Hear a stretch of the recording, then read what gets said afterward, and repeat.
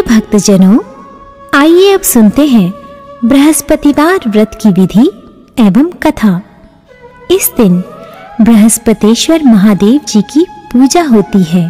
दिन में एक समय ही भोजन करें, पीले वस्त्र धारण करें, पीले पुष्पों को धारण करें। भोजन भी चने की दाल का ही होना चाहिए, नमक नहीं खाना चाहिए। पीले रंग का फूल, चने की दाल, पीले कपड़े तथा पीले चंदन से पूजा करनी चाहिए। पूजन के पश्चात कथा सुननी चाहिए। इस व्रत के करने से बृहस्पति जी अति प्रसन्न होते हैं तथा धन और विद्या का लाभ होता है। स्त्रियों के लिए ये व्रत अति आवश्यक है। इस व्रत में केले का पूजन होता है। कथा। किसी गांव में एक साहूकार रहता था, जिसके घर में अन्न, वस्त्र और धन किसी की कोई कमी नहीं थी, परंतु उसकी स्त्री बहुत ही कृपण थी। किसी भिक्षार्थी को कुछ नहीं देती, सारे दिन घर के कामकाज में लगी रहती। एक समय एक साधु महात्मा बृहस्पतिवार के दिन उसके द्वार पर आए और भिक्षा की याचना की। स्त्री उस समय घर के आंगन को लीप रही थी। इस कारण साधु महाराज से कहने लगी कि महाराज, इस समय तो मैं घर लीप रही हूँ, आपको कुछ नहीं दे सकती, फिर किसी अवकाश के समय आना। साधु महात्मा खाली हाथ चले गए। कुछ दिन के पश्चात वही साधु महाराज आए, उसी तरह भिक्षा मांगी। साहूकारनी उस समय लड़के को खिला रही थी। कहने लगी, महाराज, मैं क्या करूं, अवकाश नहीं है, इसलिए आपको भिक्षा नहीं दे सकती। तीसरी बार महात्मा आए तो उसने उन्हें उसी तरह से टालना चाहा, परंतु महात्मा जी कहने लगे कि यदि तुमको बिल्कुल ही अवकाश हो जाए तो मुझको भिक्षा दोगी? साहूकारनी कहने लगी कि हाँ महाराज, यदि ऐसा हो जाए तो आपकी बड़ी कृपा होगी। साधु महात्मा जी कहने लगे कि अच्छा, मैं एक उपाय बताता हूँ। तुम बृहस्पतिवार को दिन चढ़ने पर उठो और सारे घर में झाड़ू लगाकर कूड़ा एक कोने में जमा कर दो। घर में चौका इत्यादि मत लगाओ। फिर स्नान आदि करके घर वालों से कहो उस दिन सब हजामत अवश्य बनवाए। रसोई बनाकर चूल्हे के पीछे रखा करो, सामने नहीं। सायंकाल को अंधेरा होने के बाद दीपक जलाओ तथा बृहस्पतिवार को पीले वस्त्र मत धारण करो, ना पीले रंग की चीजों का भोजन ग्रहण करो। यदि ऐसा करोगी तो तुमको घर का कोई काम नहीं करना पड़ेगा। साहूकारनी ने ऐसा ही किया। बृहस्पतिवार को दिन चढ़े उठी, झाड़ू लगाकर कूड़े को घर में ही जमा कर दिया। पुरुषों ने हजामत बनवाई, भोजन बनवाकर चूल्हे के पीछे रखा। वह सब बृहस्पतिवारों को ऐसा ही करती रही। अब कुछ काल बाद उसके घर में खाने को दाना न रहा। थोड़े दिनों में महात्मा फिर आए और भिक्षा मांगी, परंतु सेठानी ने कहा, महाराज, मेरे घर में खाने को अन्न नहीं है, आपको क्या दे सकती हूँ? तब महात्मा ने कहा कि जब तुम्हारे घर में सब कुछ था तब भी तुम कुछ नहीं देती थी। अब पूरा पूरा अवकाश है, तब भी कुछ नहीं दे रही हो। तुम क्या चाहती हो वह कहो। तब सेठानी ने हाथ जोड़कर प्रार्थना की, महाराज, अब कोई ऐसा उपाय बताओ कि मेरे पहले जैसा धन धान्य हो जाए। अब मैं प्रतिज्ञा करती हूँ कि आप जैसा कहेंगे वैसा ही करूँगी।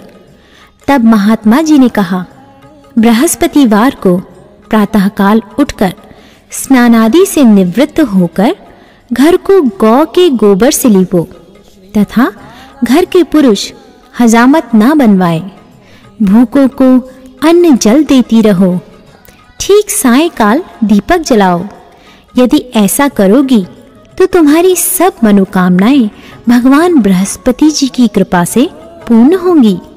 सेठानी ने ऐसा ही किया और उसके घर में धन धान्य वैसा ही हो गया जैसा कि पहले था। इस प्रकार भगवान बृहस्पति जी की कृपा से अनेक प्रकार के सुख भोग कर दीर्घकाल तक जीवित रही।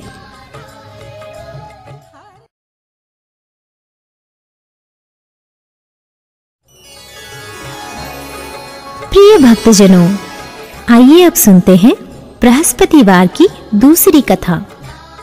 एक दिन इंद्र बड़े अहंकार से अपने सिंहासन पर बैठे थे और बहुत से देवता, ऋषि, गंधर्व, किन्नर आदि सभी सभा में उपस्थित थे।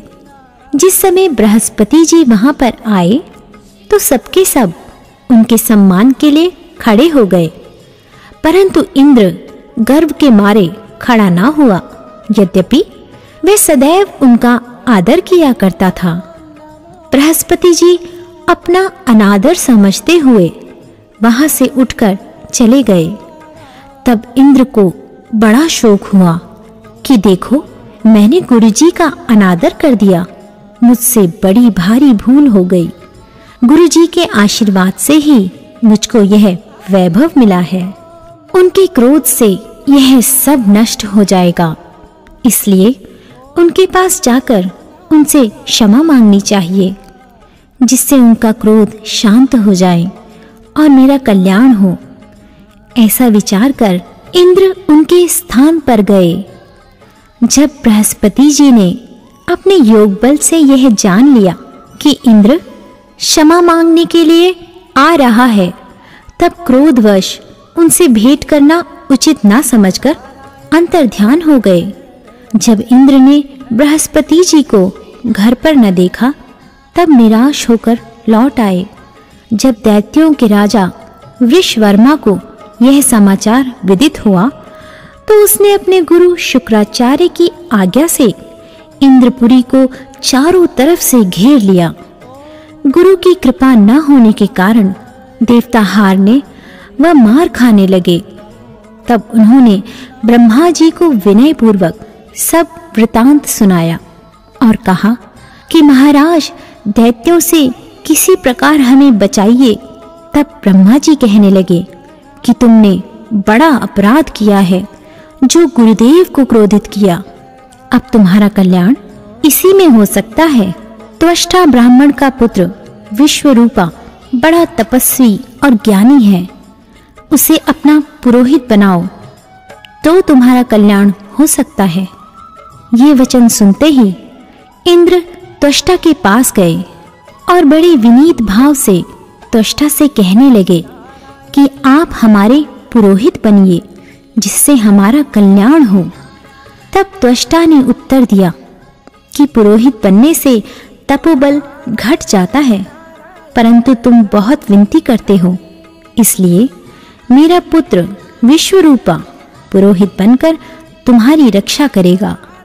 विश्वरूपा ने पिता की आज्ञा से पुरोहित बनकर ऐसा यत्न किया कि हरि इच्छा से इंद्र विश्ववर्मा को युद्ध में जीतकर अपने इंद्रासन पर स्थित हुआ।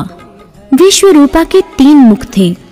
एक मुख से वे सोमपल्ली लता का रस निकाल पीते थे, दूसरे मुख से वे मदिरा पीते और तीसरे मुख से अन्नादि भोजन करते। इंद्र ने कुछ दिनों उपरांत कहा कि मैं आपकी कृपा से यज्ञ करना चाहता हूँ। जब विश्वरूपा की आज्ञानुसार यज्ञ प्रारंभ हो गया, तब एक दैत्य ने विश्वरूपा से कहा कि तुम्हारी माता दैत्य की कन्या है, इस कारण हमारे कल्याण के निमित्त एक आहुति दैत्य के नाम पर भी दे दीजिए तो अति उत्तम हो। विश्वरूपा उस दैत्य का कहा मानकर आहुति देते समय दैत्य नाम भी धीरे धीरे से लेने लगे। इसी कारण यज्ञ करने से देवताओं का तेज नहीं बढ़ा। इंद्र ने यह वृतांत जानते ही क्रोधित होकर विश्वरूपा के 3 सिर काट डाले मद्यपान करने से भंवरा, सोमपल्ली पीने से कबूतर और अन्न खाने के मुख से तीतर बना। विश्वरूपा के मरते ही इंद्र का स्वरूप ब्रह्म हत्या के प्रभाव से बदल गया।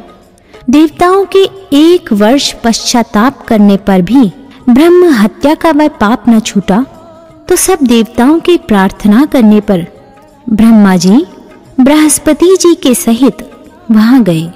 उस ब्रह्म हत्या के 4 भाग किए, उनमें से 1 भाग पृथ्वी को दिया। इसी कारण कहीं कहीं धरती ऊंची नीची और बीज बोने के लायक भी नहीं होती। साथ ही ब्रह्मा जी ने यह वरदान दिया, जहां पृथ्वी में गड्ढा होगा, कुछ समय पाकर स्वयं भर जाएगा।